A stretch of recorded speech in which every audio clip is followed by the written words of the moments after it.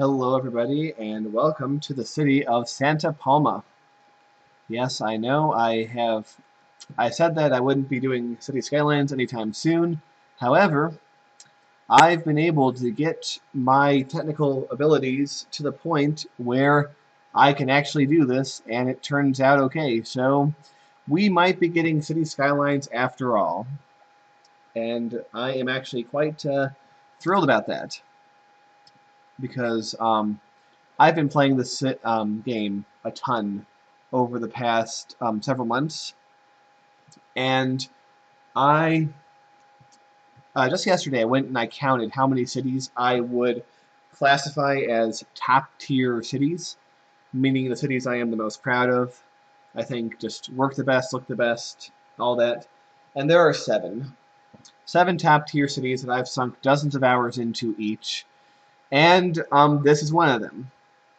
The city I showed a few months ago, Dean Ambrose, is also one. So what I intend to do is I intend to tour these seven cities because I think that they're all worth showing off and they're all worth taking a look at. So I'll be showing off all seven cities. Well, six, given that I've already shown off one, because I think it would be interesting to show off my the sort of the evolution of my building style because as I have probably stated on previous City Skylines videos, this game gives you the opportunity to build and design in such a creative way that no other city builder has been able to do. Not Cities XL and not SimCity 4. And not that other game that I'm going to not mention here. None of those games had quite the potential of this. Um, a few things to tell about the mods I'm using. Nothing too extraordinary. I'm using one that enables you to buy all of the tiles in the area of your map. As you might know, you start with a 1x1 tile and you can eventually get as many as 25 tiles, although in the base game you can't go that far. You can only get I think 10 of the 25, but in this mod I got, you can get all of them, which gives you an absurdly large area. I mean, just look at how big this is. And given that about a good third of this minimum is water, I mean, imagine if this was all land. This is already a huge, huge map. So, the other mod that I'm using of note is one that gives you more roads. For example, let me zoom in here. Yeah, like I said, this isn't perfect, but it's a lot better than it was. These roads, which have 2 lanes to a side, are an addition, as well as, anything. Also, these sort of what I guess you would call national roads. Let's see if I can find an example here. These roads, which are basically just 2-lane roads, but they move like expressways, and you can't zone on them. That's one of my favorite things that it's added, as well as roads going up to 6 lanes a side, which unfortunately anything above 3 lanes for the most part is not too useful given the traffic AI, or maybe it is. I really haven't tried it on a mass scale yet. But anyway, having said all that, let's actually take a look at the city that I've created. Let's once again go out to this view. I'm actually really proud of this city. It's aesthetically pleasing to an extent. This is a custom map I downloaded from the workshop. This area is apparently the northern end of an island in Indonesia that I've turned into what you see here.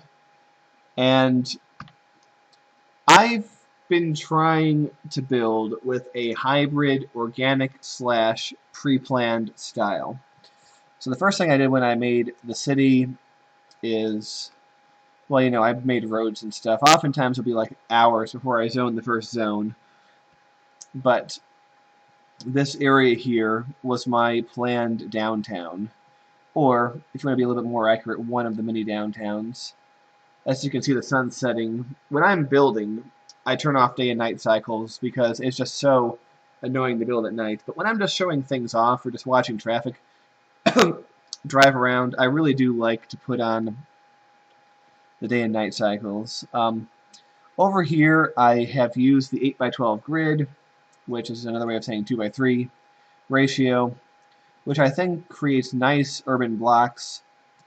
And we got a lot of good buildings here that have really leveled up all the way in many cases. So you, well, maybe not here, but a lot of these buildings, so you have a lot of density in this area. And to serve this area, I have this highway, which comes in and just sort of ends into the city street, like so. Man, I love the sunset effects here. Isn't that nice? So the expressway just transitions into a city street, which apparently is facing east because the sun is at their back. Yeah, they gave me 3 highway entrances, and that's how I've joined them together. I kind of wanted to make it like as if this was like a city-state, so I put up these walls here. It's getting dark. Yeah, look at that. Oh, street lights are coming on. Man, isn't that cool looking? It really is, I think, anyway. Kind of does make it a little bit harder to show off certain elements of things, but I'm willing to deal with that as it comes. But this highway comes over here. One of the first things I built was this sort of little interchange, which resembles more. It's like a double trumpet, where all the traffic going from one to another goes on this little slip road, which divides off into respective directions. And so what I wanted to do was focus on plotting down a few towns and a few urban areas, and then connecting them together with roads, and then building suburbs and stuff. But I mean, just look at that. I mean, look at this. This game is really a beautiful game. Like, did SimCity 4 look like this? Did Cities XL look like this? They didn't, you know? They had their benefits, especially SimCity 4. But I mean, look at this. This looks quite cool. It also looks like it has, you know, 88,000 people just within what we see, let alone the entire city. But you know, you can only simulate so much, I guess. But anyway, what do I even want to show off next? The highway system in the city is pretty weird. These are my this is my one of my farming areas.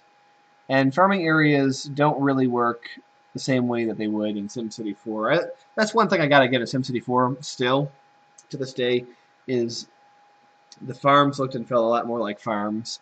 This is just sort of an industrial zone that looks nicer, like farms. Because, I mean, think about it. If you really were in farm country, would you have this much traffic? Like, would you have this many trucks driving around? The answer, of course, being no, you wouldn't. Although, you know, it's not the biggest deal. It's a relatively minor complaint in the state of things. This was originally one of my starting towns. You can see this little grid area here that a lot of things kind of come and connect to. I'll just show off the rail system in the country, in the town, or the city, which might as well be called the country. But just take a look at this. If I click here, that is how many stations I have splattered throughout this city. There's a lot of train stations. And I have, how many lines do I have? I have 18 lines. A lot of them have kind of lull names that have stories behind them that I can tell if someone really cares enough. But all the cities, all the urban areas have their own subway networks. For example, the main city over here has, I think, 4 or 5 lines. You have 13 splattered through the city. You come down here to this smaller urban area, the smaller downtown, which has a sort of one line that goes around in a loop. You come down here to sort of the secondary central location, and you have another group of subway lines. And finally, you come around to this small urban hub, which has its circular line. As you can see, there's 2 trains on it going around in a circle. It's very nice. So, over here, I tried to make like a rural residential area. I like how the mouse is a spotlight. It does help you build, although it doesn't completely overtake the annoyance from me. I really like what I managed to do in this downtown area because you have this highway that comes in, and I managed to build frontage roads on either side of this highway. So people use the highway to get through, but they go on the frontage roads when they need to get off and go to local areas on either sides.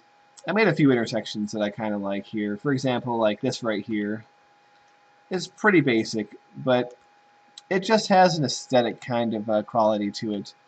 Like a lot of times you'll get things that are kind of wonky in this game, that are kind of smushy, kind of nibbly around the corners. But then you'll get something like this, which just looks nice. Got some more farms over here. Another one of my nice 3-way branching highway interchanges. I really like making these. They're pretty nice. And here's an example of where it just sort of becomes a national road, and this road has no street lights on it, unlike the highway, which is like the only road that doesn't have any street lights on it when I look around the map, other than the let me double check this before. Where is that area? Somewhere on this map. Yeah, over here. These small roads don't have lights either, giving it the country feel. I guess because everything else is either a street or they consider like freeways to be. You'd have freeways in cities, and they're big and they're important, so we're going to give them lights. But yeah, one thing you'll get. Let me see if I can find that intersection. Yeah, this Cloverleaf Interchange looks like it was stepped on. You know, it works. Don't get me wrong; it's completely functional, but it's not pretty. You know, there's nothing really aesthetic about it. It's just pure functionality. It's kind of a kind of goofy, but that's okay. Don't mind. Excuse me. That was rude of me. But yeah, you have another instance over here where you have a highway that goes down to a national road, which is very busy, and that national road itself actually comes down and becomes a regular street for a very short time because, as I stated, things cannot be placed and zones cannot be placed directly on national roads. So I had to make this one little spot a street, so everyone's slowing down to try to drive through here. It's pretty funny. So, but it actually works very efficiently. Like it's a little bit of an elevated path. throughout this downtown area and stuff. Like I said, this is city isn't complete. There's areas over here that I haven't zoned in, but I really like this area because we have this mountain, which is has some forestry industry. This is about the time where I start to get impatient with the night and want the sun to come back up. But yeah, the forestry industry exists on the mountain, and it's ringed by this avenue. And also under the mountain, I have a series of tunnels which people can use to get from one side to the other, and as you can tell, people are using them quite a lot, much more in fact than they are using this avenue, which is mainly used for local-to-local driving as well as getting people to the starts of these tunnels. But yeah, this is a very, very nice, I think. I could get next to the city, you get some suburban type areas here. I was definitely going for a more suburban feel. Of course, there are denser inner suburbs, but that is completely fine and good. And you know what? I'm just going to turn on the day for now. There we go. Yes, that's slightly blinding, but this will enable you to just to see things a bit more. You know, like I'll make things like there's little towns here that are squared up and everything, and then suburban areas. This road that goes along the hilltop, which has some hairpin turns over here. This area will be forestry very soon. This little dirty blotch in the middle is my garbage truck hub. Since it's near the middle of the city and it has good connection to highways, I've decided it was a good spot for people to get from one place to another. So that's good. And I really like how I managed to make things sort of fit. It's like tucked in the valley here, you know? It just fits very naturally to its surroundings. Like, this looks like something that could exist somewhere. I know I sound like I'm patting myself on the back a little bit, but hey, I mean, this is nice. I just like it. I'm allowed to be complimentary towards myself, I think. So, yeah, closer to the water is high density. Up here is lower density. You have things like national roads becoming avenues as they go into urban areas. Park the forestry zone. That's one thing I didn't actually know for a very long time, was that you could specialize in industry. So when we tour a lot of my older cities, you're going to see a lot of unspecialized industry, which is kind of inefficient, but I didn't know at the time. Yeah, this whole city might have 150 or more thousand people by the time it's fully built up. But for now, it's very nice. We have a lot of trains. We have a lot of people using trains. So what I'm thinking I'm going to do is, as sort of a supplemental bonus to this tour video, I'm going to have a video, at least one, if not more, where people I follow people riding the trains or driving or whatever the case might be, because I think that's interesting.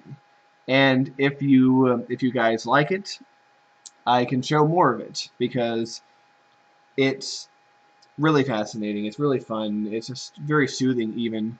You know, maybe I'll even do a thing where I'll find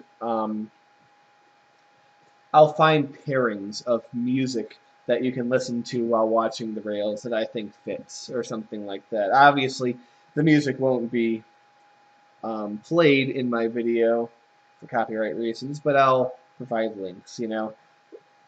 So, such things I think will be very good. But I mean, you can do things even just like sit here and watch the station as people get on or off. but we're going to be following some trains here. So basically, this is the city of Santa Palma. It's the second of the 7 A-list cities that I intend to show off. And I really hope that you will stick around and watch some transportation going on. And stay tuned for more cities in the future. So thank you, everybody. See you later.